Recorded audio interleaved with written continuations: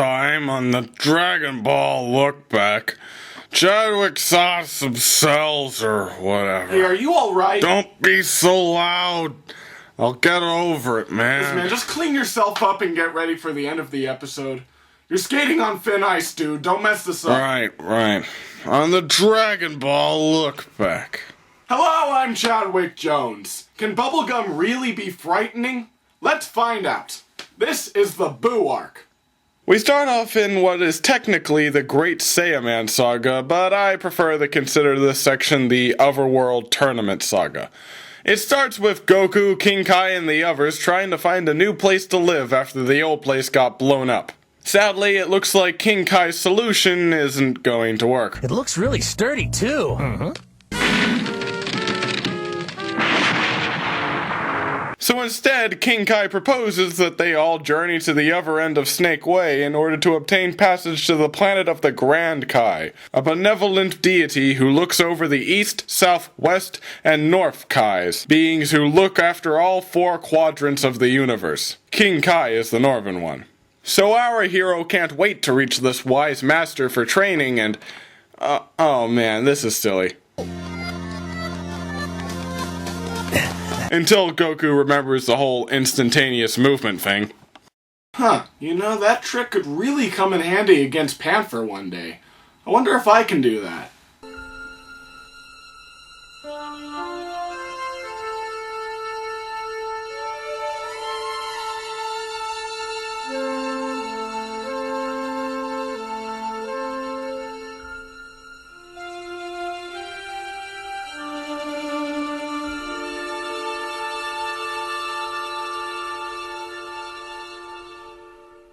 Nope. Over at the check-in station, King Yemma gives them permission to board the higher plane that will take them all the way to Grand Kai's planet. We also learn that keeping your body in the afterlife is actually a huge honor, as most people become gas-like spirits when they pass on. He must have done something incredible. Rescued Earth from evil android. Technically it was a modified clone. Whatever. After a fantastic voyage, our heroes finally land on the Grand Kai's planet, where they are all greeted by the Western Kai, who isn't exactly on good terms with his northern counterpart.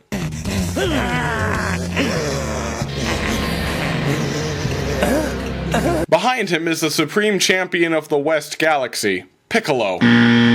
He's not, but he looks and acts like him. Pikkon?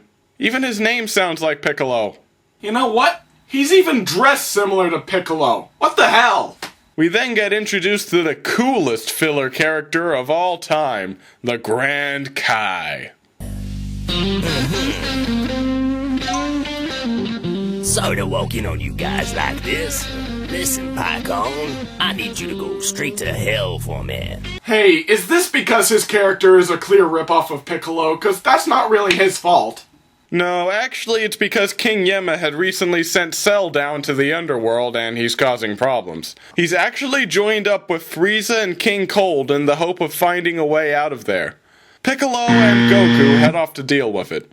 Together they easily kick everyone's asses and the balance is restored. They could at least let us take showers. Later on... Cannot be! D-E-A-D! North Kai is really dead! We found a halo on his head! And only one thing can be said! Congratulations! You're really...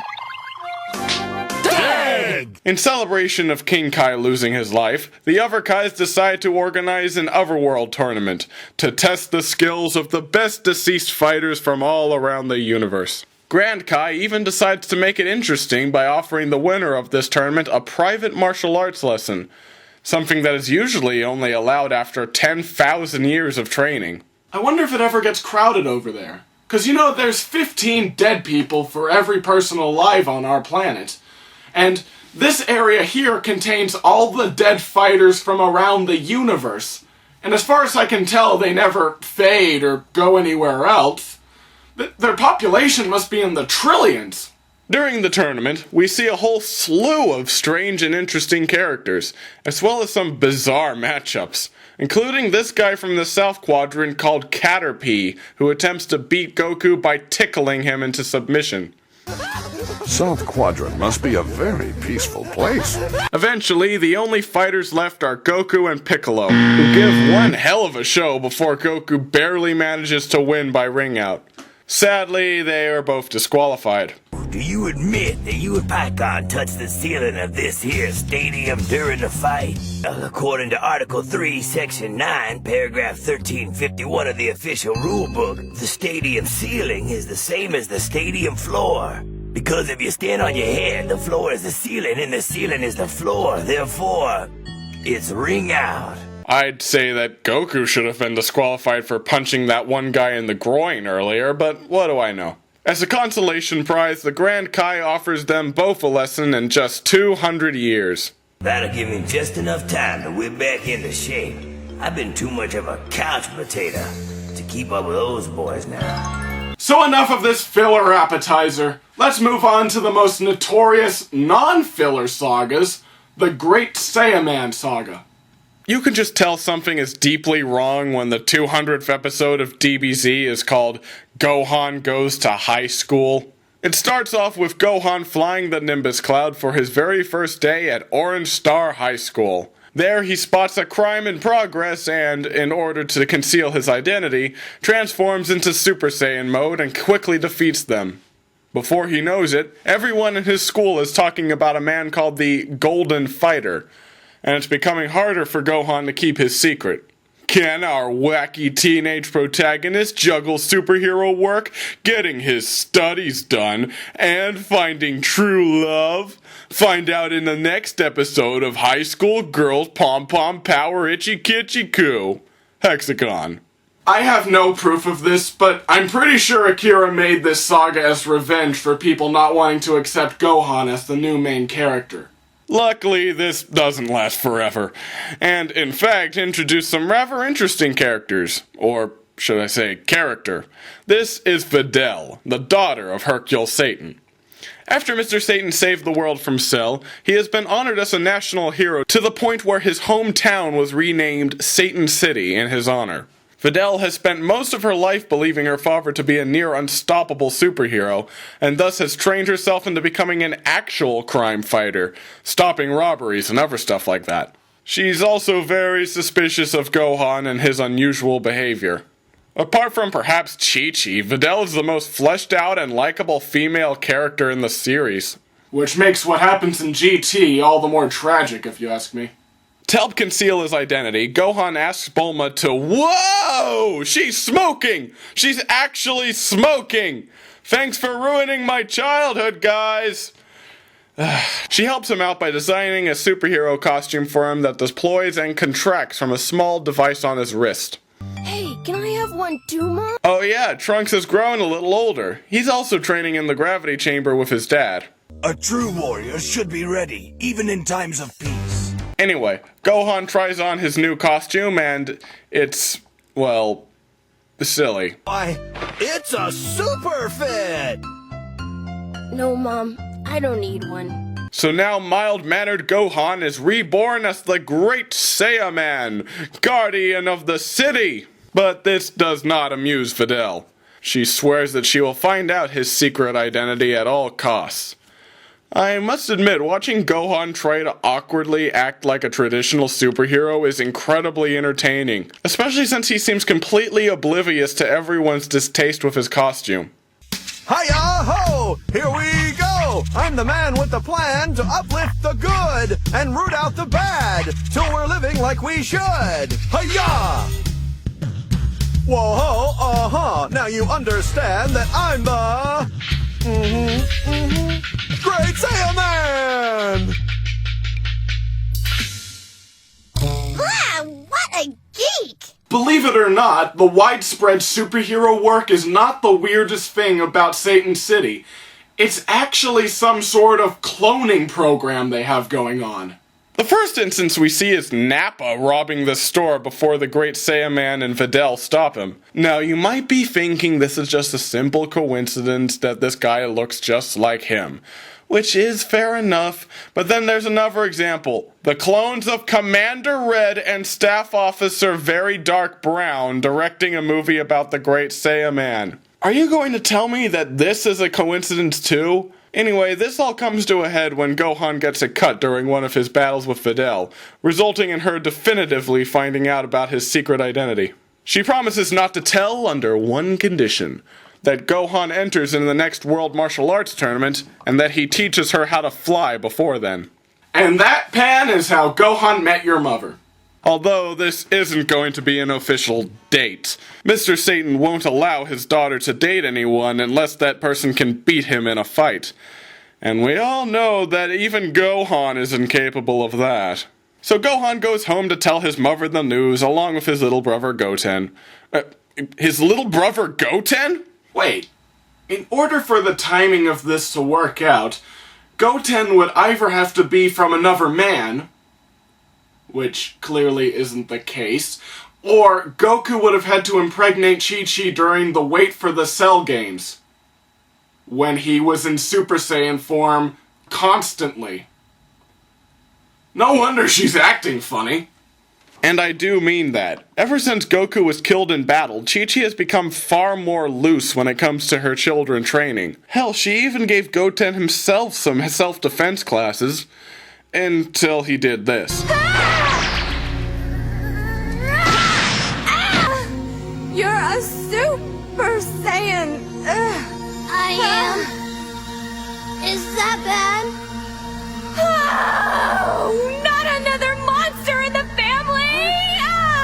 Yes, both Trunks and Goten have already learned the Super Saiyan transformation, despite being as young as 8. I missed something? When was it that the transformation to the legendary warrior of the Saiyan race was reduced to a child's plaything? Goten is so adept at this that he actually learned how to go Super Saiyan before he could fly. That's like learning to play baseball before you could crawl. He then offers to give Goten's flying lessons before they resume any further training. Remember though, he's not the only one who needs those lessons. Chi-Chi isn't very happy about a girl hanging out with her son though. Let me give you some advice, young lady. You keep your filthy hands off my son. Hey! I've had enough of your trashy talk, lady! All right, you listen and you listen good. Our family is counting on the prize money from this tournament to live on, and the last thing we need is for Gohan to be distracted from his training by a hussy like you! I'm not a hussy! We're training for a martial arts tournament, not eloping. The two don't mix. My mom and dad got married at the World Championships, didn't you, Mom? Maybe that's why she's worried. Anyway, time for some flying lessons. Step 1. Focus the energy from the center of your body, being sure to relax your muscles and allow the energy to flow smoothly. Step 2. Recenter that energy underneath you to create lift. And finally, Step 3. Learn to master it by pushing yourself to higher speeds and more grandiose tricks. You'll be flying in no time. That's incredible, Videl! No one learns how to fly on their first day! Is that a fact? Ha! Birdie, a birdie! Goten is a birdie! There's also something else that's going to happen at this next tournament. Goku announces to his family that he's going to take a day pass from the Otherworld to come down and compete with them personally. Everybody in the now all but disbanded Z-Fighters is excited for his return, especially Vegeta, who's looking forward to testing his skills against his longtime rival. Meanwhile, at the Kame house... Wow! Hey guys, this is Krillin. He doesn't fight anymore, so he let his hair grow out. Okay, was that really necessary? Were audiences so baffled by the idea of Krillin with hair that they had to break the fourth wall just to explain it? Especially since they didn't break the fourth wall for this. Krillin's daughter, Marin. Apparently, Dr. Gero was kind enough to leave all of Android 18's lady parts intact when he turned her into a killer cyborg, so she was able to mother Krillin's child. She also decides to join the tournament and persuades Krillin to do the same. So now we move on to the World Tournament Saga. And this is different from the tournament saga all the way back in the Goku arc because it has the word world in it. The tournament is about to begin, and we get a very touching moment when Goku arrives and attempts to catch up with everything he's missed over the past 7 years. Gohan! You're a giant!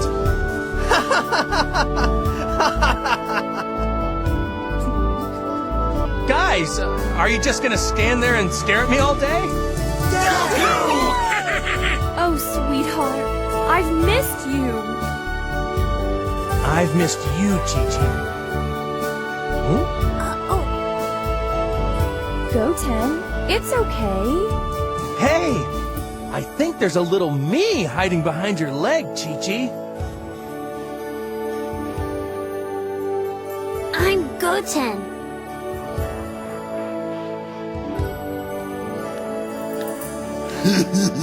And I'm Goku. Hi.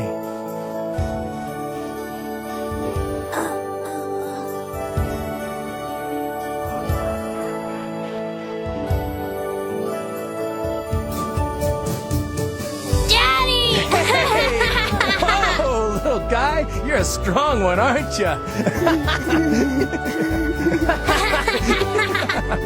Sadly, the tournament has really gone downhill since Goku and Piccolo destroyed the original stadium all those years ago. For one thing, there is now a junior division for everyone 15 and under, which Videl won in the last tournament.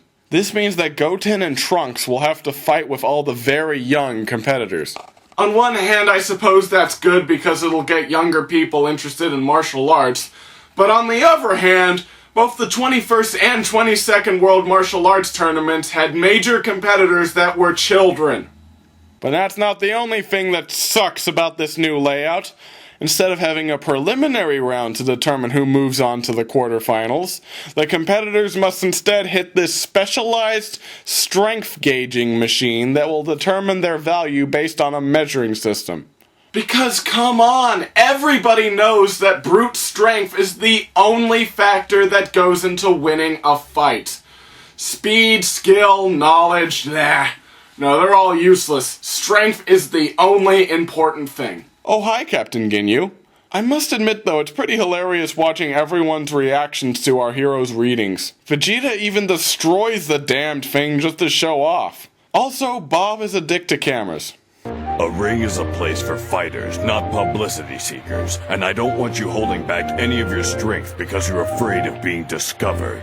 So now it's time for the junior division. But first, we have to make room for the funniest goddamn moment in the entire show. Basically, some filmmakers went behind Mr. Satan's back and filmed a reenactment of the Cell games according to the official story. Ha ha! Needless to say, it's a bit inaccurate. Ha ha! It is I, Cell, who will instead beat you, ha ha! Let's fight now. Oh, here! This kind of reminds me of that episode of The Last Airbender where the cast is watching a stage reenactment of their adventures. However, that was an entire episode of Comedy Gold, and this is only a few minutes. Now that I have beaten you, I will blow up the world! Wait! You haven't beaten me!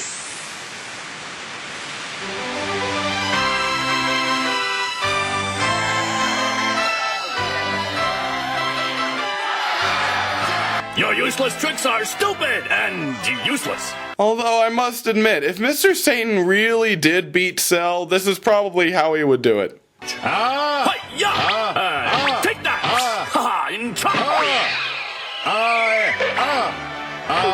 I'm losing.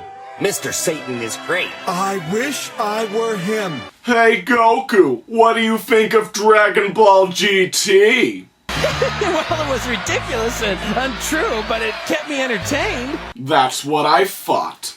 So now the junior tournament has begun as Goten and Trunks quickly work their way up the ranks. My favorite part is when they both have a shot at beating this obnoxious woman's kids.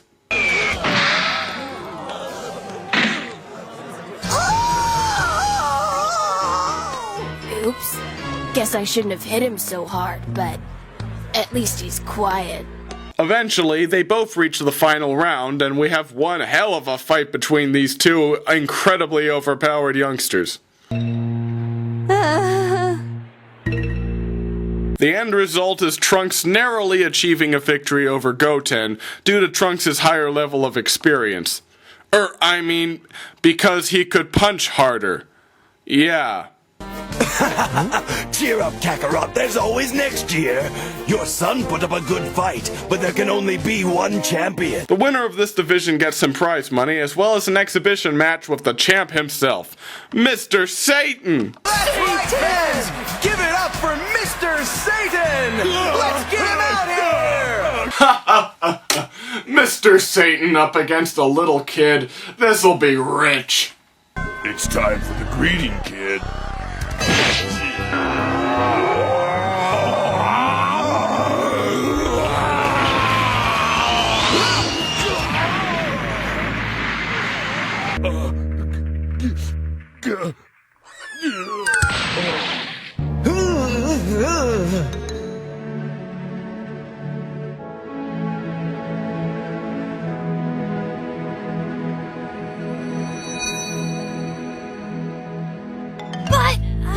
One punch, it's... Father! Aw, darn it, Trunks! Why'd you have to go and do something like that?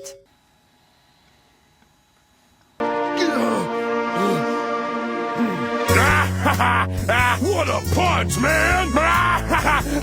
Yeah, he beat me up fair and square, yep! What a great little fighter! Well, that's it! Young Trunks has defeated Mr. Satan! He let the kid win, didn't he? Heck yeah, that kid didn't have a chance! Now that's what I call a hero, alright. Oh, that makes sense. What a guy!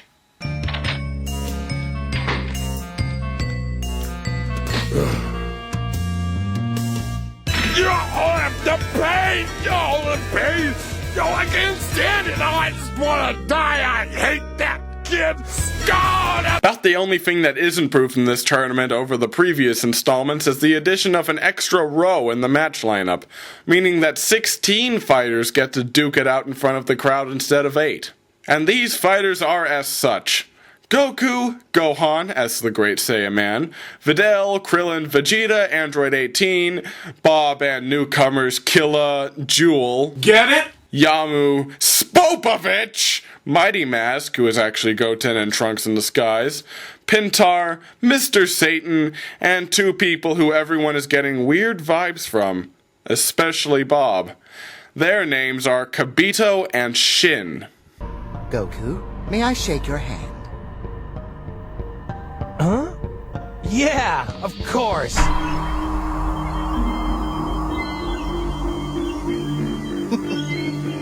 This is gonna be one of those tournaments, isn't it? So everyone's spot is determined. Vegeta and Goku even get paired up against each other right off the bat in the 6th match. Let's get ready to rumble!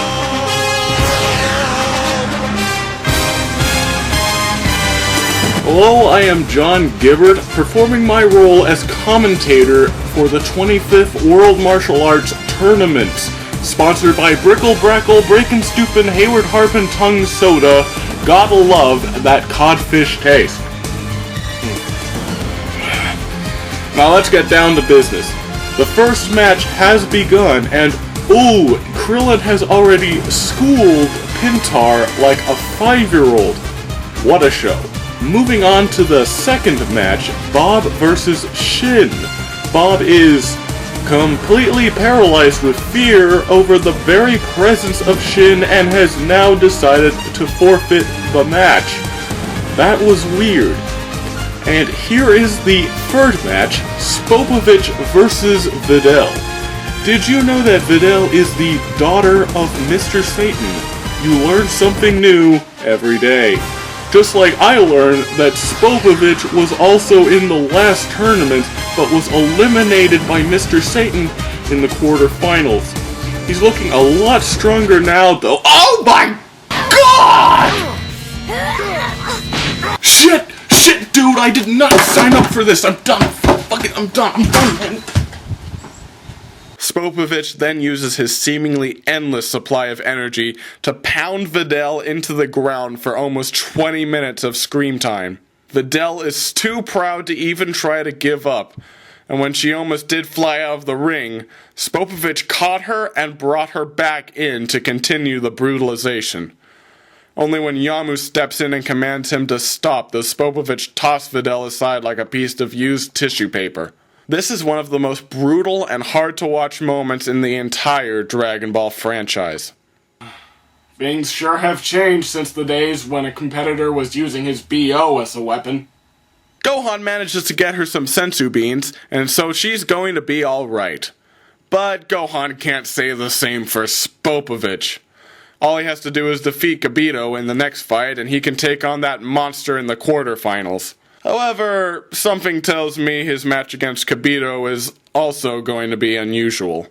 Gohan, I am curious to see your Super Saiyan powers. Show them to me. We may be able to use them. What, on the first date? What do you think he is, a floozy? Shin warns the others that when Gohan powers up, Spopovich and Yamu are going to attack him, and that they must not interfere. Everyone reluctantly agrees when Bob reveals that Shin is actually the Supreme Kai, the being above the Grand Kai who oversees the entire universe.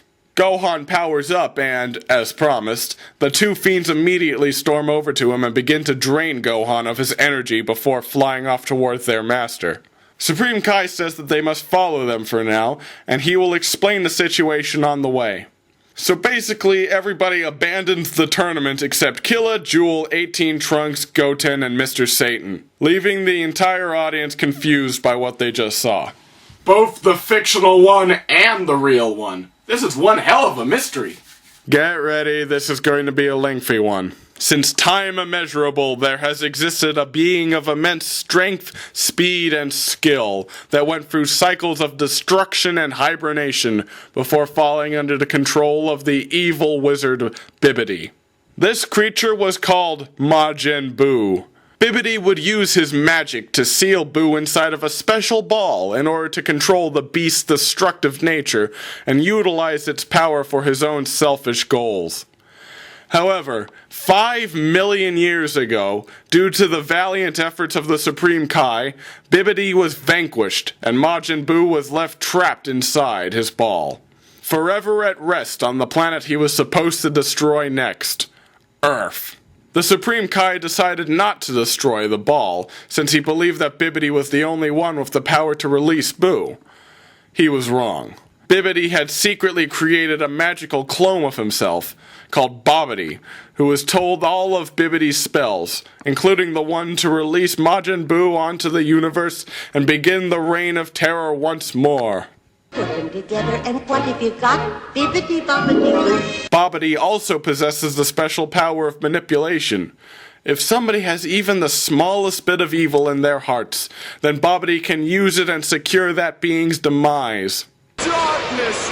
Explode! Anyone under his control is fiercely loyal and can utilize power from a seemingly unending source of energy, making them almost unbeatable.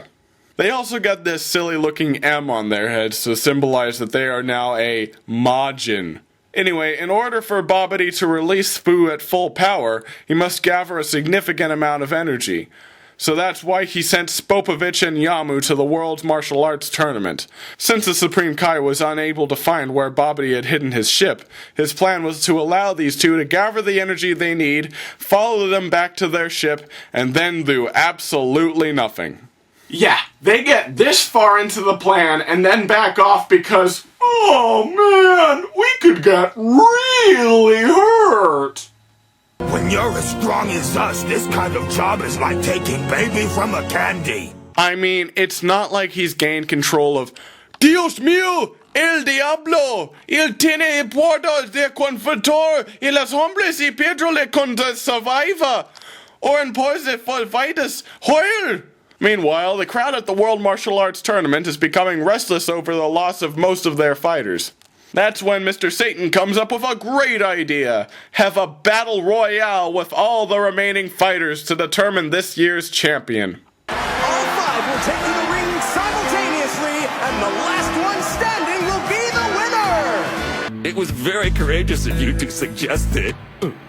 What? Defending your title against 4 challengers at once is no easy feat.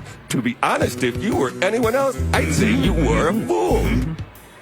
So now Krillin and Bob have been turned to stone and El Diablo se lo retiro de nuevo en la naive de Babidi. Oh, and if you're wondering what happened to Spopovich and Yamu...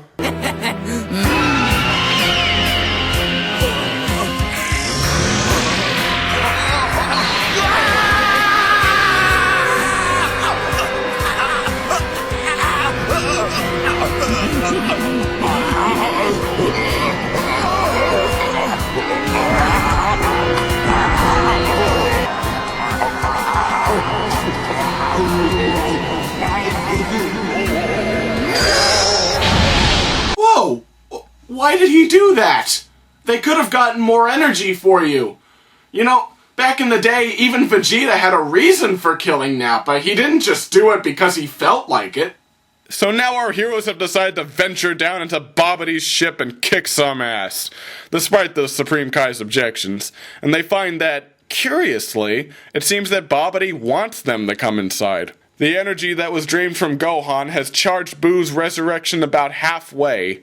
Since the walls of his ship are lined with a special energy-absorbing substance, any amount of damage our heroes receive will be used to charge up Majin Buu. So in order to beat this out of them, Bobity sends up one of his most elite fighters, Fui Fui. Just look at this guy. He's like the Yamcha of Bobity's forces. The Supreme Kai is the only one even slightly worried here. 2, 3. 1, 2, 3. Is rock, paper, scissors seriously the go-to game for every single group decision in the universe? SpongeGuard Flea Flea. Vegeta wins and, of course, kicks his ass. But then Bobity decides to up the ante by then using his magic to transport them all to Fui Fui's own planet, Voon, where the gravity is 10 times that of Earth. Planet Vegeta is also at least 10 times the gravity of Earth, and Vegeta is used to training at 150 times. So yeah, win. On the next level of the ship is a creature that evolved on a planet with no natural light and, as such, has evolved the ability to eat light. What you just said is one of the most insanely idiotic things I have ever heard. Goku responds to this by going super and feeding him so much light that he actually kills himself from eating too much of it. Finally, monsieur, a wafer-thin mint. Nah. Oh, sir, it's only a tiny little thin one. Now, fuck off, I'm full. Oh, sir. It's only a wafer thin. Yep. I couldn't eat another thing. I'm absolutely stuffed. Bugger horse. Just one. Just one. Down to the next, also very similar looking level. How exactly does this ship fly? It doesn't look very aerodynamically designed. Bobity has become desperate and decides to send his greatest fighter, El Diablo, per tornen con ellos personalmente. Gohan estudando los hornes del toro el puero se frato del muécelo continuados de capitación en no tomanel, con el dulce de buen rapito, lo que permite que el diablo para conseguir, lejos de lesimon Bobity el algo insolite que alpendo. Back at the tournament, Killa and Jewel have been easily defeated, so now the match is essentially about between 18 and the disguised Goten and Trunks, leaving Mr. Satan baffled and unable to do anything. I'm sure Mr. Satan is just trying to work out if either of these two bozos are worth his time.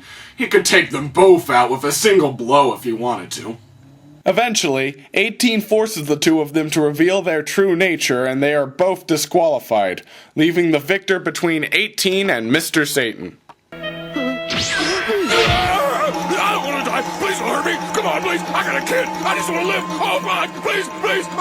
18 offers to throw the fight, as long as Hercule gives her double the prize money for it. Due to his terrible self-esteem issues, he agrees. Sweetheart!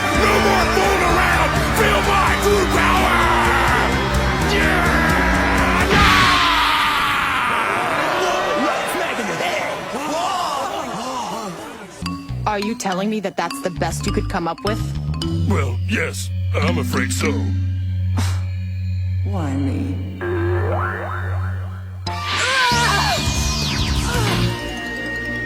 How's he gonna explain that one?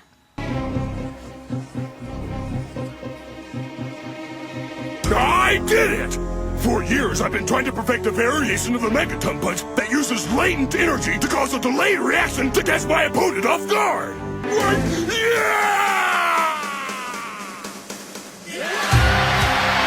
That's the champ for you. So now Hercule is the hero of the world once again. As long as he gets Android 18 her money very soon. You owe me. No amount of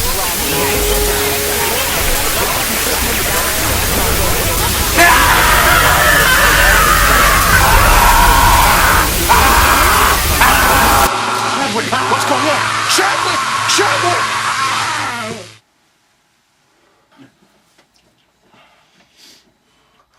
What happened?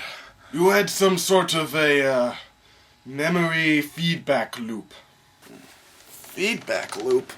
Something you saw must have caused the you-know-what to break down and release an influx of information into your head all at once. This might have killed you, except that it seemed to slow down a little at the end there. I've got to get back to the review. How do I transition to it from here? Just do a random jump cut and pretend nothing happened. It's funnier that way. Back at the ship, Vegeta is getting impatient with all the waiting he has to do, until he eventually decides to just blast his way through the levels. Supreme Kai tells him not to, since the sudden shock could accidentally release Buu, but he doesn't care. He just wants to prove he is stronger than everyone else.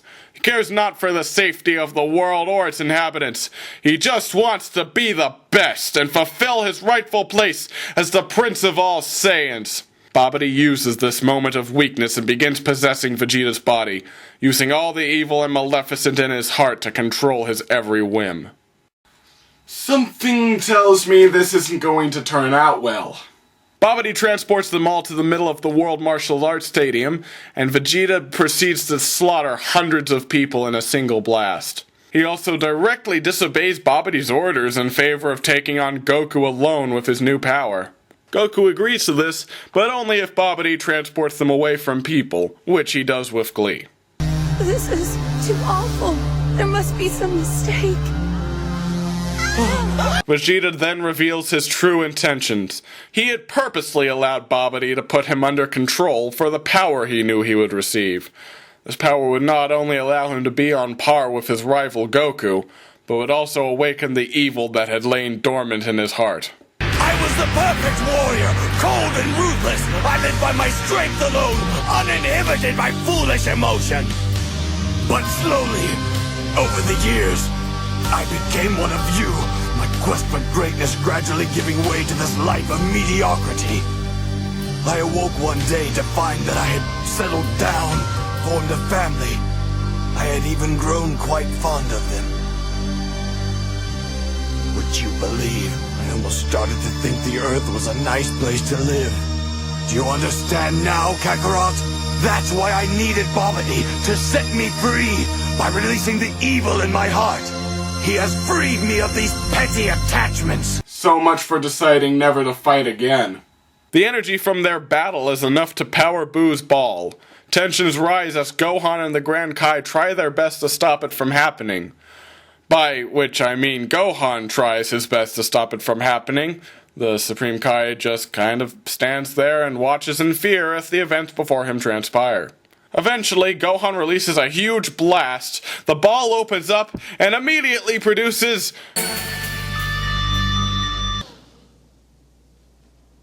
Nothing!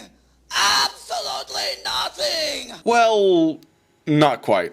Oh boy, we just spent 20 episodes building up to this guy. I wonder what the great Majin Buu looks like!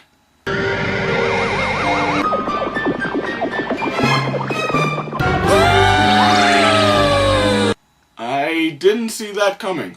So apparently Majin Buu, the all-powerful destroyer of worlds, is a childlike simpleton with a big love of candy. Works for me.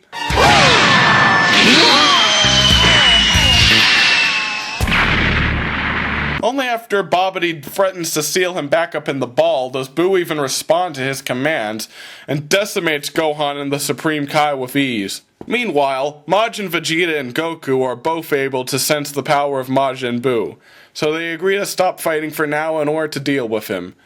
Except, Vegeta doesn't intend to let Goku help him with this. Man, it's just so hard to describe in words the feeling you get when you watch Majin Buu on screen. Just watch this clip of him being attacked by El Diablo. You'll see what I mean.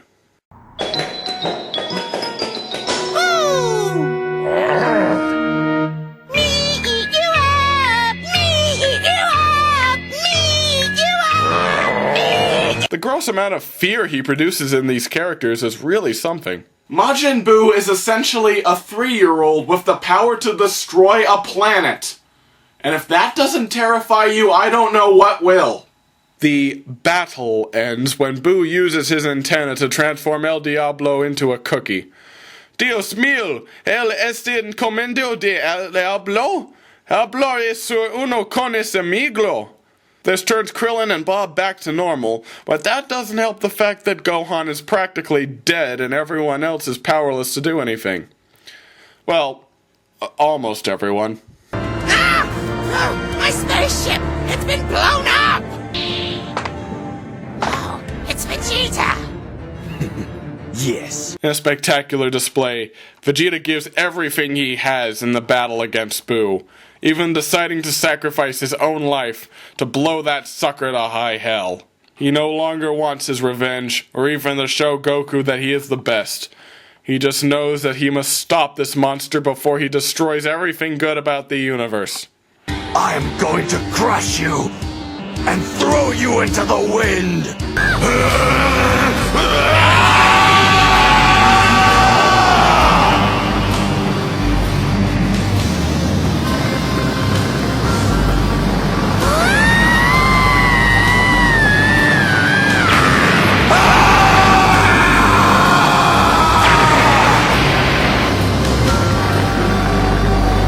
This is getting too intense. Let's cut to the side plot. Hold on, everybody!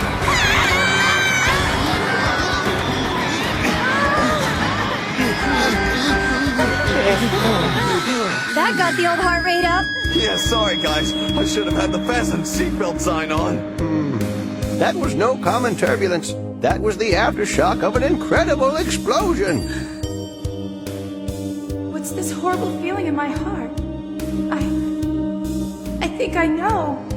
Hoping to make amends for the people Vegeta killed back at the stadium, Bulma and the others are scouring the world for the Dragon Balls to wish everyone back to life. What the heck was that, Yamcha?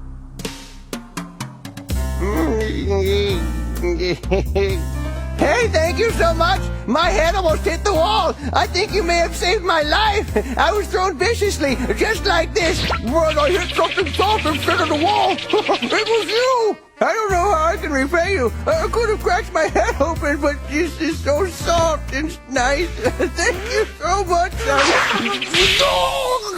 Let go! Please, I was only trying to show you something. How to be a lecherous old man. No, I was just trying to show you how these flotation devices saved my life. Please,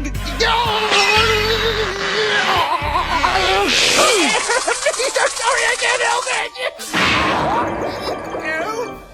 Okay, I don't care how slapsticky he is. That should have killed him. So now Vegeta is dead. Bob goes back to check up on what happened, and he tasks Krillin with taking Trunks and Goten back to the lookout, as well as explaining to the others that Gohan and Vegeta were both killed in the battle. Sadly, as you should all know by now, evil doesn't die that easily on this show. This is insane! Now that Buu has pulled himself together, he cures Bobbity of his Frieza syndrome, and the two head over to cause pandemonium. By which I mean... Sunshine, lollipops, and rainbows. Everything that's wonderful is what I feel when we're together. Brighter than a lucky penny when you're near. The rain goes, disappears, dear, and I feel so fine. Just to know that you are mine. Meanwhile, all of our heroes have regrouped at Kami's lookout to come up with a plan. Goku doesn't have much time left to spend in the mortal realm, so he decides that the best solution would be to teach Goten and Trunks the fusion technique, a powerful move he learned in Otherworld that temporarily fuses two beings of similar stature together, increasing their power in the process. It is then that everyone notices that the sky has become really dark all of a sudden. You understand me from my slumber. Speak and name your first wish. Goku teleports over to Bulma as soon as he can, but she has already used the first wish to bring back every person who was killed since the tournament started. Except the really bad people. Goku calls off the second wish and transmits everyone over to the lookout where it's more safe. Emphasis on the word more. As in, they are still not safe, but they are a little safer. Eventually, everyone hears a voice in their head. People of Earth, can you hear me? Testing 1, 2. I am the all-seeing, all-knowing, all-powerful wizard Babidi, son of the all-seeing, all-knowing, all-powerful wizard Bibidi. Babidi uses his telepathy to communicate with the entire world his demands. He wants to find Bob, Goten, and Trunks, and anyone who knows where they are can call in and tell him. If nobody tells him their location in just a few days, he will order Buu to decimate the entire planet. As a taste of what it will look like... The following material is of a violent nature and may be considered quite gratuitous. Enjoy! This program has been sponsored by your fellows. Buu then turns the entire city into candy and proceeds to eat them all in one large gulp. Is it incredibly wrong that all of this is making me hungry? There's one guy from the tournament who calls in right away, but all he really knows is the names of the fighters, not where they are. So, Babidi blows up his head. Oh, God! Should I have put up a warning for that? Sorry. Meanwhile, since Kibito was brought back in that last wish, he has found and healed both the Supreme Kai and a very weak Gohan, as well as transporting them all to the sacred planet of the Kais, where no mortal has ever been before. There, Gohan is tasked with extracting a mystical object called the Z-Sword from a King Arthur, from a stone. For it is prophesied that whosoever is able to wield the ancient sword will become forever bound to it and control power immeasurable. And he also gets really silly-looking Kai clothes to wear. I mean, who dresses like that? Some people are just so blind to fashion. Let's see what's going on at the lookout. I see the boys are up. I do find it pretty damn impressive that Mr. Popo was able to take on these two Super Saiyans like that. Let's see. Yes, our true hero, Mr. Satan, also has a plan to defeat Majin Buu. All he needs is some training time, and he will personally show that guy who's boss.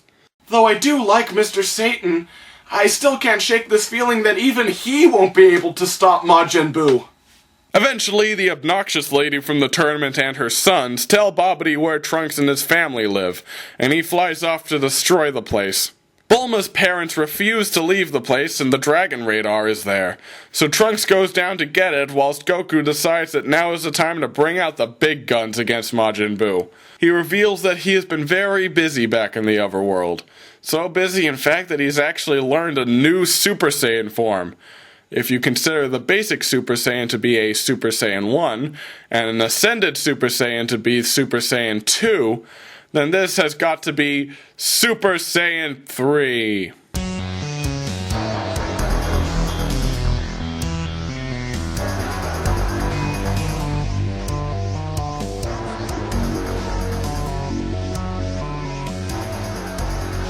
God, this is the form that brought about that stereotype of more hair equals more power in this show. Not to mention that this transformation scene is incredibly disappointing when compared to the other two. Even the design of it is lazy. His hair grows out and he gets a Neanderthal head. Zippity-doo-dah. Although it is pretty funny seeing Goku using Buu as a punching bag. Once Trunks secures the radar, Goku tells Buu that there is another, much stronger fighter out there who will be ready to fight him in just 2 days. He also says this. Well, for starters, they're only going to fight one of you because the other seems to do nothing but bark orders. Oh, and Majin Buu? I think you're much too gifted a fighter to be controlled by a coward like Bobbity. Shove it! Goku then leaves Buu to contemplate his words.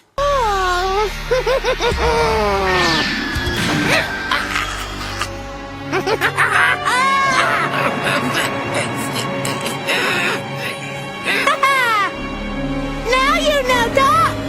Now no more kids say words to seal Boo back up in ball! No, no, no!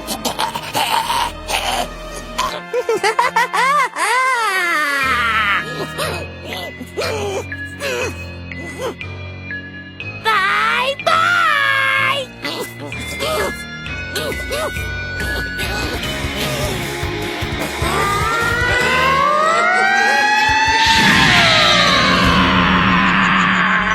So the world is safe now, right? Right? Nope. In fact, now that Buu doesn't have a master to keep him under control, he's even more destructive than ever. Baby!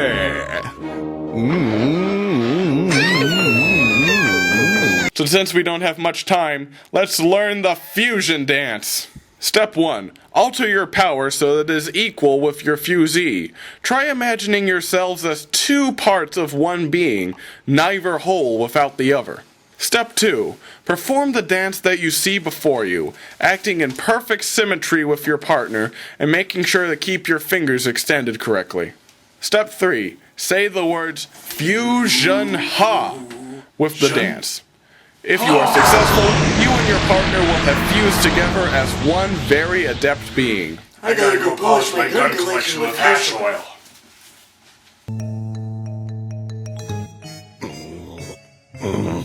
Meanwhile, Buu is having the time of his life. He decides that he would like to settle down for a while, and thus goes about turning the population of this village into clay for him to build his house with. So let's check out Majin Buu's pad! Boo want food! Boo want food! Oh wait, Boo should wash before eat! Bubbles take edge off. Ah, just like bathwater. There you go, little toes. Boo feels so fresh and so clean in brand new pajamas. Pop makes Boo feel all warm, cuddly on inside, so soft and comfy against Boo's clean skin, just like wearing a thin red layer of fluffy clouds. Oh, pop, pop, pop, pop, pop, pop, shabba! Boo go sleep.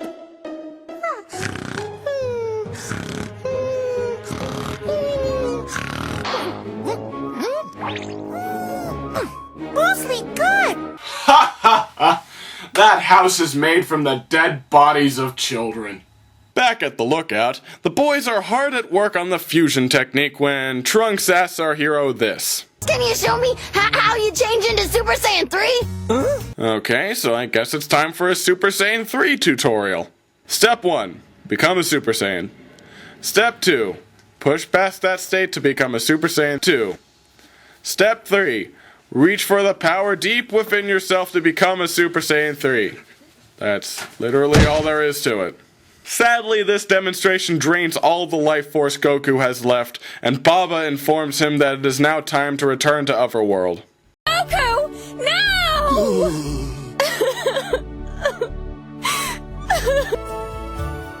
Goten, gonna take care of Mom for me?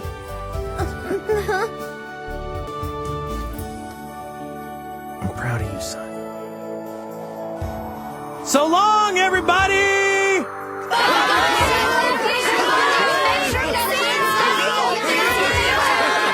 Good luck fighting Majin Buu! I'll see you all sooner or later!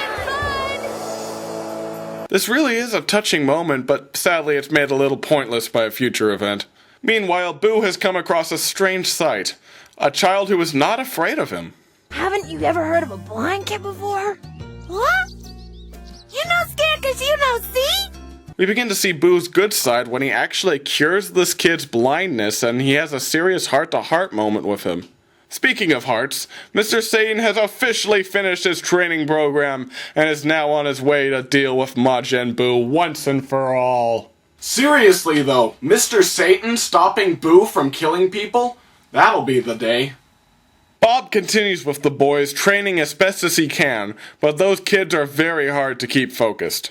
What's for breakfast? Breakfast? You're having the fusion technique for breakfast, that's what! Back on the Kai world, Goku has tracked down Gohan and come very close to being skewered by the Z-Sword. By this point, Gohan has become so good with the sword that Goku suggests that they try out the blade's cutting power. He does this by throwing an enormous boulder at him.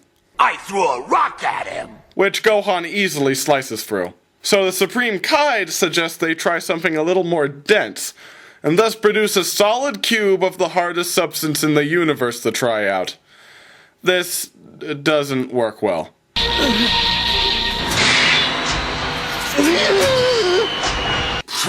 So much for immeasurable power.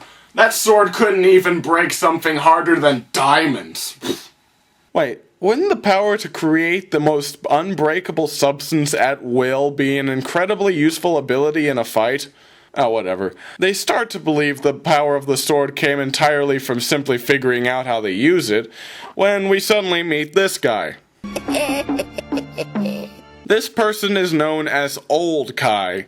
He is the Supreme Kai's ancestor from about 15 generations of Kai ago. A long time ago, this Kai was sealed away inside of the Z-Sword by a vengeful being because of the Kai's special powers. And what are these powers? If I use my powers on a kitty cat that goes meow, he'll go... Get it? In other words, an ordinary cat becomes a lion. So now Old Kai begins to use his mystical powers to fully unlock Gohan's true potential. The process will only take about 20 hours of continuous chanting and resting. It's going to take time to unlock Gohan's true potential. Time, effort, and most importantly, a montage.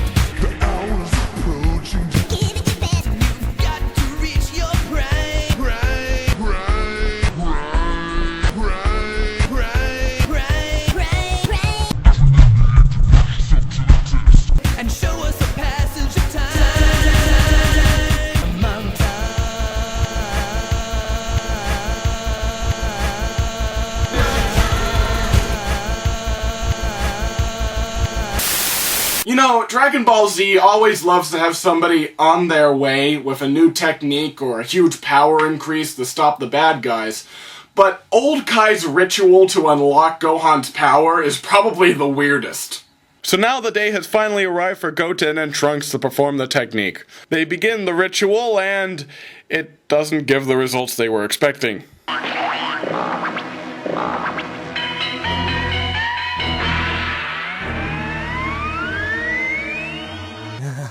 Hey, I think I get it. He's supposed to look like that. He's built like Majin Buu. It turns out that this is the result of one of them not extending their fingers correctly. A half hour later, they try it again and also fail.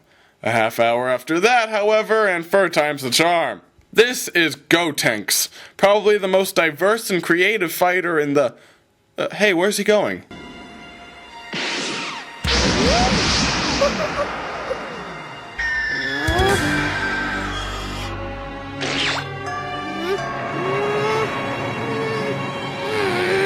If you're looking for the guy who just turned you into a donut, that would be me. Here is the short version of how this turns out. Wow, he's alive! Did you do it, Gotenks? Did you beat Majin Buu? Not exactly. He's, a little tougher than I thought. They then swear to Bob that they are never going to be that reckless with their fusion again. Except for that time when they were reckless with their fusion again. By the way, there is this crazy Australian guy going around murdering people. Yeah! One shot and she's down! That's important. Very important. Back at Buu's palace, Mr. Satan has finally arrived to put a stop to this menace.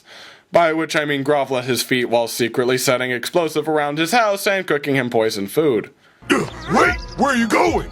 I'll kill more people now. You want to kill people too? I'm really more of a chef than a fighter. While he is gone, Hercule wires up the house to detonate at the touch of a button, but he is met with an odd surprise when Buu comes home. You look at Puppy Dog!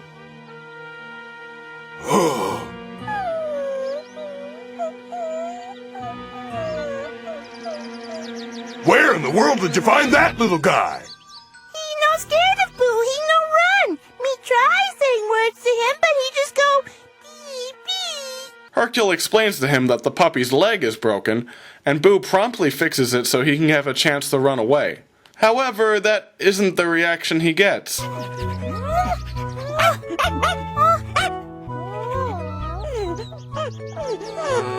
Mr. Satan goes off under the guise of getting some dog food for the puppy, so that he might blow up the house from a safe distance.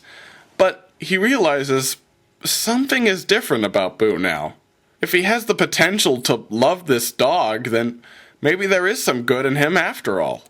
Eventually, Hercule asks him why he goes around destroying cities and killing people. Boo was told to. Who told you that? Bibbidi told Boo to kill people. Bobbidi said to destroy. When Mr. Satan explains that killing people is wrong, Buu does a surprising thing and believes him. From now on, Buu swears to never kill or destroy anymore. I didn't!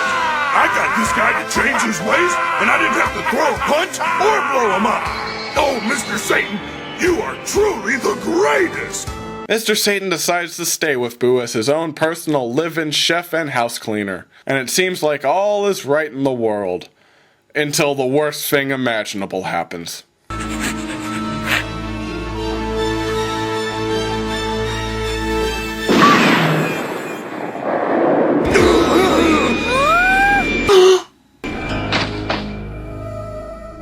Damn Australians! You ruin everything! Mr. Satan quickly rips that guy a new one and manages to calm down Buu before he goes on another destructive rampage. Luckily, Buu is just in time to save B's life, and it seems like the world may have dodged the bullet. Pun intended. Buu even decides to name this puppy B. Have you ever heard the saying that lightning never strikes the same place twice?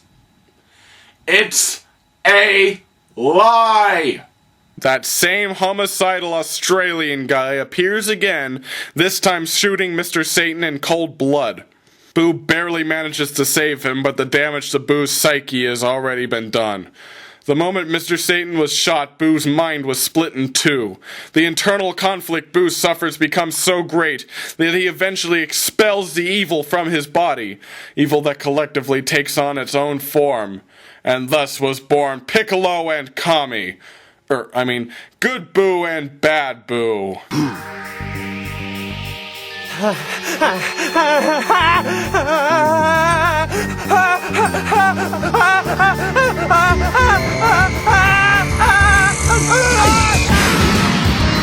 Huh, you know, for being composed entirely of evil, that was a pretty likable thing to do. Fuck that Australian guy! So now the internal struggle has become external. Good versus evil. Sadly, the good Buu is far outmatched by his evil counterpart, who eventually reflects good Buu's own chocolate ray back at him.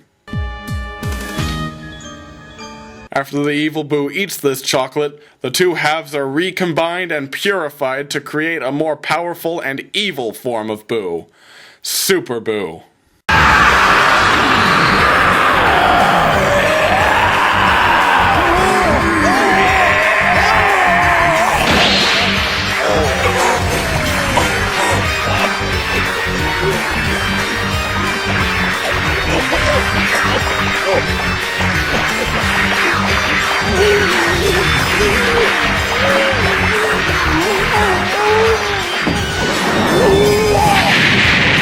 Ooh, maybe I should have put up a warning for that, too. I'm sorry, I'm pretty sure that's the last of the disturbing imagery. So now that the good in him has been repressed, Super Buu's patience for the strong fighter to show up has completely run dry. So he turns Chi-Chi into an egg. Trunks and Goten are quickly hurried into the hyperbolic time chamber to train, since 1 minute on the outside would last 6 hours of desperately needed training in there. And Bob tries his best to keep Buu busy, even making a decision some would think is impossible. There's still plenty of people on Earth that you could kill for your amusement while you're waiting for this fight. Huh? Forgive me, but I know that they can be wished back with the Dragon Balls. He says this thinking it will take a few hours for Buu to kill the last remaining people on the planet, but...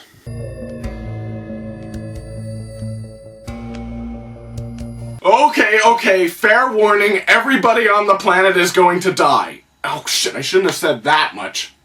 In one hell of a special move, Super Buu unleashes the human extinction attack on the world, showering everyone on Earth with a pink rain of death. Hercule and Bee survive because of Good Buu's small influence, and Tien and Chaozu are fast enough to dodge the waves. Other than that, the human race is brought to the brink of extinction in one perfect move. What have I done? Bob manages to get Buu to wait for a while as the two young boys are finally placed in the chamber, where the sight of his mother's death has inspired Goten to take this very seriously.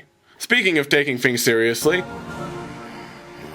Buu gets angry, Bob jerks his chain for a while until he is eventually led into the hyperbolic time chamber with the boys. I thought only 2 people could be in there at one time. The boys perform the fusion dance and become Gotenks again, but sadly, old habits die hard. Foolish. They should have become Super Saiyans before they fused. Even though the fusion will wear off after a half hour, Gotenks spends most of the time dicking around with Buu instead of trying to defeat him. He shows off some incredibly bizarre special attacks, including the Kamikaze Ghost attack, which is so weird that I have to show it instead of merely describe it.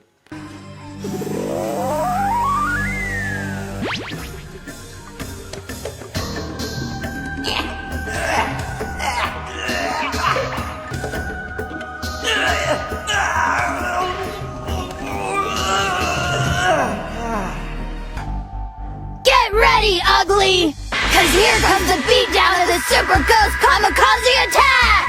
That's me!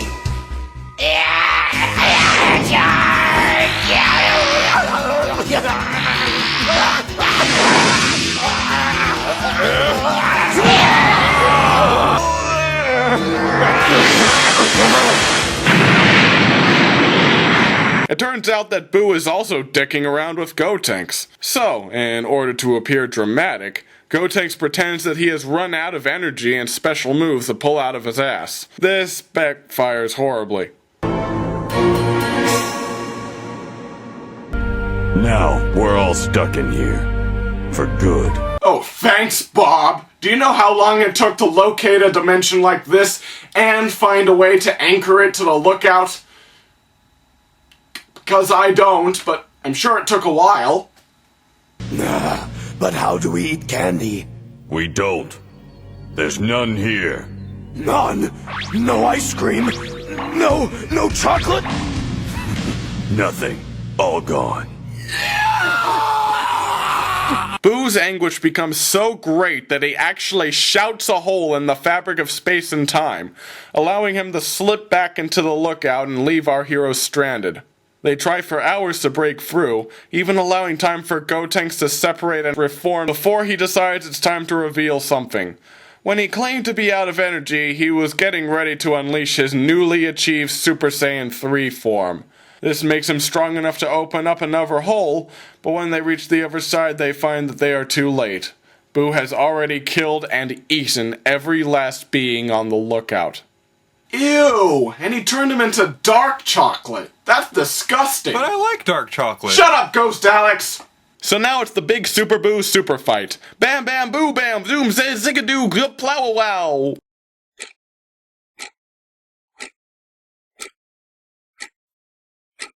You can go. Now shit just got real! Gohan is so powerful right now that he is able to take on Buu with ease, without even having to transform. So that's when Super Buu performs his most cataclysmic attack yet. He uses a part of his own body to sneak up on and absorb Bob and Gotenks. This caused him to power up into Gotenks Super Buu, part of the Super Buu collection of Hasbro toys. Collect all the versions of Buu, including weird theoretical ones from the video games. I found you! A great deal! In this form, Buu's intelligence and strength has increased due to his absorption, so Gohan is no match for him. There's nothing he can do about this. No way he can, let's say, transform into a more powerful version of himself. Nope. Absolutely nothing he can do. This is probably the most head-poundingly stupid thing that Gohan ever does. At no point during this elongated fight sequence does it even cross his mind to turn Super Saiyan. On a side note, hearing Buu talking in such a calm and intelligent manner is really offsetting. There must be something you're still anxious to prove, Gohan. How amusing. Meanwhile, the situation down there is getting serious, so Goku decides that he has to find a way to get down to Earth and help him. And so, in a noble sacrifice, Old Kai gives up his own life force, ending his own life so that Goku may have a chance to win. Oh, man. Your sacrifice will not be in vain. Then hurry up!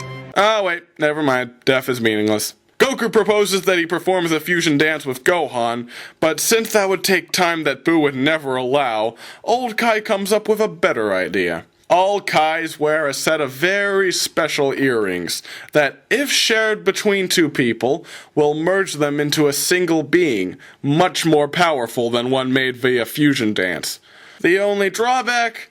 It's permanent. The old Kai knows this well, as long ago he was accidentally fused with an old witch after she stole one of his earrings, and that's why he looks that way. That would also mean that he's probably a hermaphrodite, but I don't want you to think about that in good detail. Back at Earth's check-in station, King Yemma has finally decided to step in and do something about the incredible amount of people that are flooding into Otherworld, and thus decides to send the best fighter hell has to offer. The mighty King Yemma comes groveling to me. Back on Earth, oh hi Tien, oh hi Dende, oh bye Tien. Goku has just transmitted down and Super Buu is more than ecstatic about the challenge.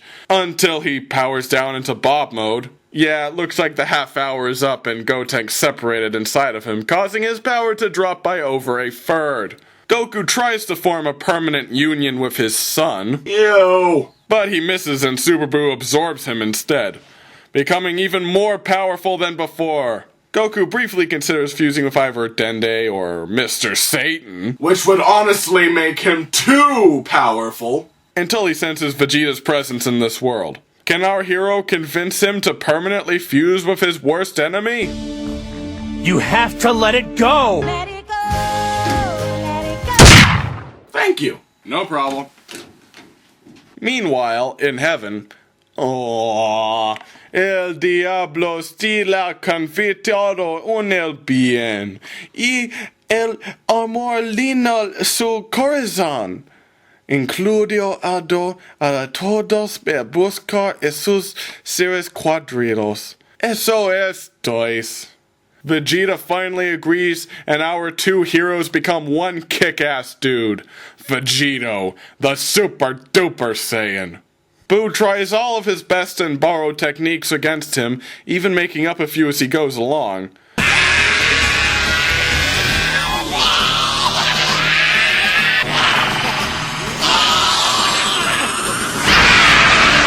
Then Buu launches himself inside of Vegito and... Oh god, I don't need to put up another disclaimer, do I? It doesn't seriously end like this!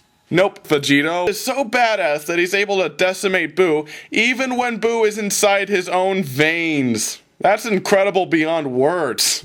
Sadly, Buu manages to get him with an attack even a Super Duper Saiyan can't stop. Candy? Yuck! Why coffee? That's gross! He has a point. Coffee-flavored candy is gross. Super Buu, your taste in candy is awful. Also, please stop killing people. It looks like it's all over. Or is it?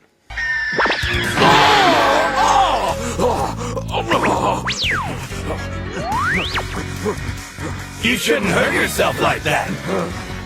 After a very interesting battle, Buu reluctantly turns Vegeta back into his regular form. Then he actually succeeds in eating him. Wait, what? Why did they let that happen? Come now, take a closer look. In the past, when Majin Buu absorbed his victims, he mutated and took on some of their characteristics. It means it's not over yet. He's having trouble digesting those two. I have that problem with Mexican food. Huh. Old Kai is actually really wise. I have nothing funny to say, I'm just pointing that out. It turns out that Vegeta actually put up a special shield to protect himself when he entered Buu's digestive system, so that he might locate his friends and save them from Buu's clutches. Then he separates. Wait, what? What? They never explain this, it just kind of happens. That is some shameful Deus Ex Machina right there. Why did our bodies separate when we let the barrier down? How would I know? Buu has recognizable internal organs? I always thought he was just a semi-solid piece of bubblegum. They meander around inside of Buu for a while, trying to figure out where he keeps everyone. We even get a pretty funny scene where they cause him to get a bowel movement.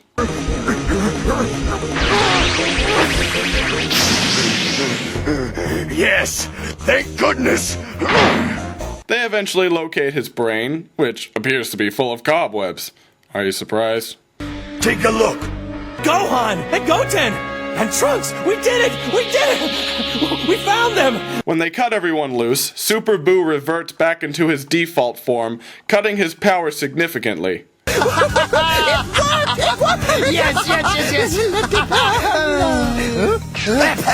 However, he is still more than strong enough to take on the duo now that they are unfused. We get a really desperate struggle as our heroes fight to stay alive inside this guy's head. That is, until Vegeta discovers something.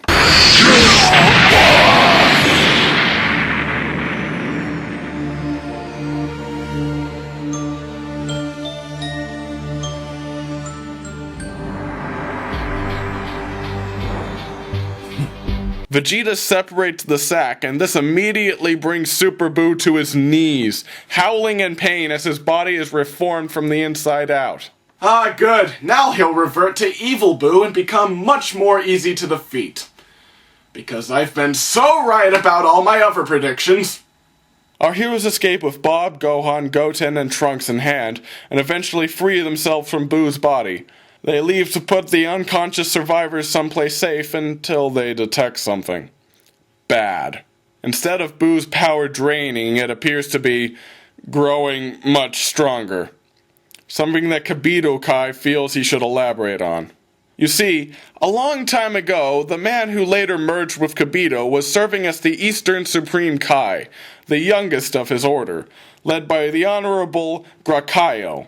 Sadly, their peace was not to last, as the universe was threatened by the arrival of Bibbidi and his evil minion, Buu.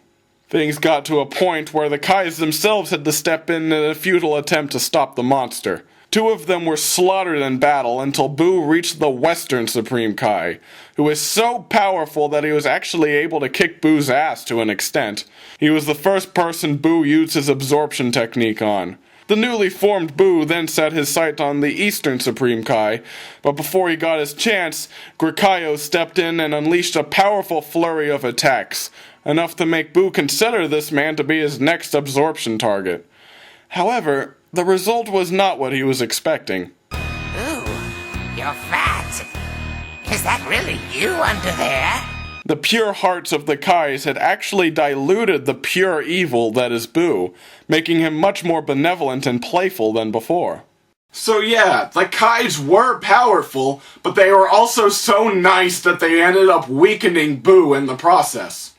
This new form of Buu that is emerging is known to the audience as Kid Buu. He is Buu's original form, and that also means he's pure evil. So evil that the very first thing he does is blow up the planet Earth with an energy blast. Goku makes a split-second decision to rescue Dende and Mr. Satan before him and Vegeta are taken back to Otherworld with Kibito Kai. For now, the Earth is no more.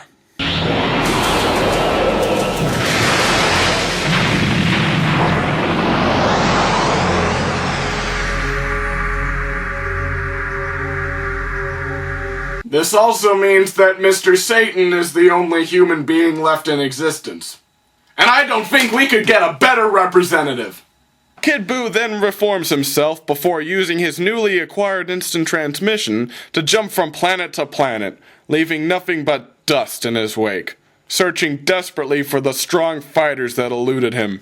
Eventually, he actually travels to Outworld and begins to threaten all the dead fighters. Oh no! Not the dead people! If they die, then... nothing! Or will they fade away forever? Yeah, let's just say that. Goku and Vegeta then raise their power levels to a point where Kid Buu can detect them, and now they've brought the battle for the universe onto the sacred planet of the Kais. Our heroes decide not to use the earrings again since they want to win this the old-fashioned way, with a game of rock, paper, scissors to decide who fights. I guess by this point in the show, it's just tradition. Meanwhile, in Hell... He's not that great. I know I could have beat him if I didn't lose both of my legs. Lousy no good Saiyan monkey! Who's Goku fighting with? That imp's giving him a tougher fight than I did, and he quit against me. Destroy that squirrely monkey! You disobedient, disrespectful creature. Boo, I hope you get blown to smithereens. How dare you make a mockery out of me? Do it, Goku! Beat the Boo! That was fun. Goku was losing.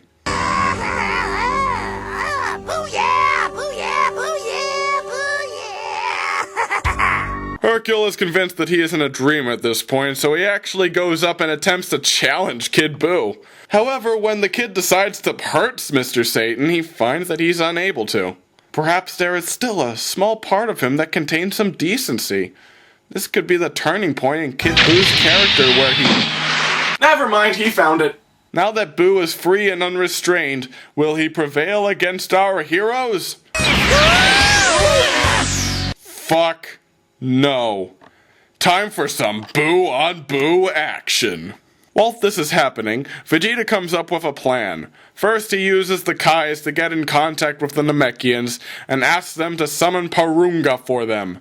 The Nameks have recently altered their Dragon Balls to allow for multiple people to be brought back with one wish, so it looks like his plan is going to work. Wish 1, give Goku unlimited energy so that he can defeat Kid Buu. Sorry, that one just makes too much sense. Wish 1, restore the planet Earth to its rightful place in the heavens. That is not an easy wish. Wish 2, bring back every single non-villainous person who has died since the beginning of the World Martial Arts Tournament earlier that week. That's right, this all takes place over a few days. Oh look, Vegeta got his life restored too. I guess he's a good guy now. So now his plan has come to fruition. He uses King Kai to get in contact with every single person on Earth and asks them to lend their energy to Goku so he can power up a planetary spirit bomb. There's only one problem with this. I know what you are, eh? You're a demon. Put your hands down, my son's dying. It's a trick. What? They stole his soul. Don't raise your hands up. They're trying to steal our souls. The only people who trust them enough to do that are his friends on the lookout. But their contribution just won't cut it. Then Goku asks everybody to help, and in return we get a lot of cameos. Look, it's Ader, and Upa and Bora's tribe. And is that Launch I see? Although the line she was given to say does suggest that the translators forgot who she was. That guy sounded cool. Sadly, the majority of Earth still refuses to give up the goods. And now Kid Buu has discovered what they are up to. We need a hero. We need Mr. Satan! No, this time I'm serious. We actually do need Mr. Satan. The people of Earth trust him so much that every last one of them decides to join in this time. And we get even more cameos from Goku's past. There's Nam right there. Hey you! What the hell are you doing there, Spike? Kid Buu is pure evil. Your devil might beams would turn him into vapor. So now, due to the crowdsourcing of energy from the planet, Goku's Spirit Bomb is powerful enough to take on Buu. However, Buu is actually able to slowly push it back. Goku has completely run out of energy and the universe is doomed. Until Vegeta thinks of something clever. Porunga, can you bring the power level of Goku, the Saiyan who is fighting Majin Buu on the Kai planet right now, back to normal? Such a wish is well within my power to grant. So now Goku is at full strength, and he easily pushes back the Spirit Bomb into Kid Buu, annihilating him completely. And since they are all still in Otherworld, Kid Buu comes back almost immediately, twice as powerful, and kills them all effortlessly. Or at least he would if the show would remain constant about how death is supposed to work. Oh, and apparently this line is retroactively important. The Dragon Balls? We can't use them to settle our affairs. Everyone is happy about the victory, and Dende goes around healing everyone. But there is one last person who's also in need of assistance. Mr. Satan pleads with the others to allow Good Buu to live, even offering to take full responsibility for him. And if you don't know what Goku's response is, then you clearly haven't been paying attention. Flash forward about 6 months, and Goku has used the Dragon Balls to wish away everyone's memory of the terrible things that Majin Buu did, allowing him to live a normal and happy life as an innocent simpleton. Until a man refuses to give him ice cream without any money.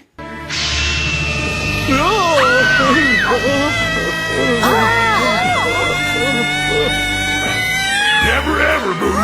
Do you hear me? Don't get angry! Sorry, we're not supposed to get angry. So now the world is finally at peace. Goku even comes home to Chi-Chi, and we get another touching moment where he tells her that he's been restored to life again, and now they will all settle down and live out their lives as a peaceful family of 4. There's also a scene with Goku, Trunks, and Goten naked in the hot tub. Fusion Power! There, now it's our turn. And finally a disco party to round out the series on the perfect note. Aw, that's great. Flash forward about 10 years. We now see that everyone has grown up in the time since Buu's defeat. Trunks is looking almost identical to his alternate universe counterpart, and Gohan isn't. Whoa, Dad was right. You're a bit of a nerd, aren't you? Well, maybe. Yeah. Trunks has stopped by Goku's neighborhood to see if Goten and the others are planning to attend the 28th World Martial Arts Tournament that's coming up soon. We find Goku and Goten training for said tournament, and we also find out that Goku hasn't had much contact with his friends for some time. Didn't we just see each other not too long ago? 5 years, Goku. Every time we get together with everyone, you say you have to train. So much for Goku deciding to settle down and spend the rest of his life with family and friends. Believe it or not, this isn't even filler. This is seriously how Akira Toriyama decided to end the series. When our heroes meet at the tournament, we find that quite a lot has changed here. For one thing, they got rid of the junior division. Yay! For another, the tournament is now structured so that the fighters battle for a chance to fight the reigning champion, making the games heavily weighted towards said champion. Fuck! Also, Mr. Satan has a little scam set up with Majin Buu, where Buu will fight his way up to the championship fight, then purposely throw the match to make it look like Hercule is still a hero. How honorable. So let's see who's fighting this time. Buu, Goku, Trunks, Goten, Vegeta, Oob. He's not that important. Captain Chicken! Wow, the man with the incredible power of feathers and eggs. Who can possibly defeat that great man? Oh, and Goku's granddaughter, Pan. Isn't Bob going to join in on this? No thanks, I'm gonna kick back and enjoy the show. I'm too old for this. Oh hey, see that Bulma clone up there? That's Bula. She's Vegeta and Bulma's daughter. Now she's important. Sure, Pan is amazingly cute, and Oob is the reincarnation of Kid Buu, but Bula has hair! I'm sorry if I sound too sour about this segment. It's just that it's essentially the gateway to GT, so it's bringing back a whole bunch of bad memories. So Goku fights Oob in the tournament and discovers that he is, indeed, amazingly powerful. So Goku offers to train him in order to perfect his skills and eventually take over as the new protector of Earth. And so our series ends with Goku essentially abandoning his family to spend several years with a guy he just met. Fan-fucking-tastic. As long as Goku lives, peace and prosperity shall reign. Bullshit! Now, if you'll excuse me, I've got to go prepare for the GT look back. This is gonna require a lot of alcohol.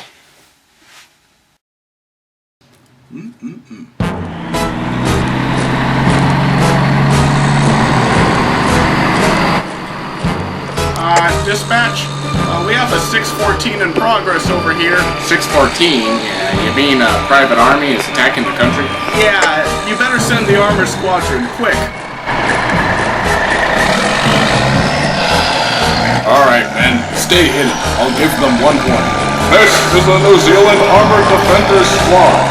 Lay down your weapons, or we will open fire. Sir, how is this possible? I thought the Stuffites were going to keep them at bay, sir. I don't have a clue. They act like they have no exposure to it at all, yet it's been in circulation for over a decade. You there! What is that? Oh, this? It is the latest piece of technology to arrive here in New Zealand. It is called a mobile phone. Pretty nifty, huh? Don't answer him. This is supposed to be a serious ambush. They're that far behind. Men, they are not pacified! Exercise extreme caution and execute all hostiles on sight! Open fire!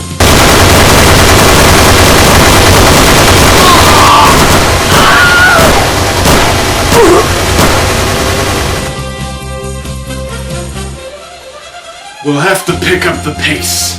Something tells me they won't take this lion down. Move it! Will Marvin Jones succeed in his sinister plan? Or will the setback seal his doom? Find out next time on the Dragon Ball Look Back! Next time on the Dragon thingamajig. Chadwick Jones sees stuff, I guess. I don't glow. It's maybe not gonna the work out, man. bottom of this here drink will tell me. Again. Yeah. Yeah. Oh, nope. Guess not. Alright, how soon can a new guy be here? Alright, cool. I'll see you tomorrow morning. On the Dragon Ball Look Back.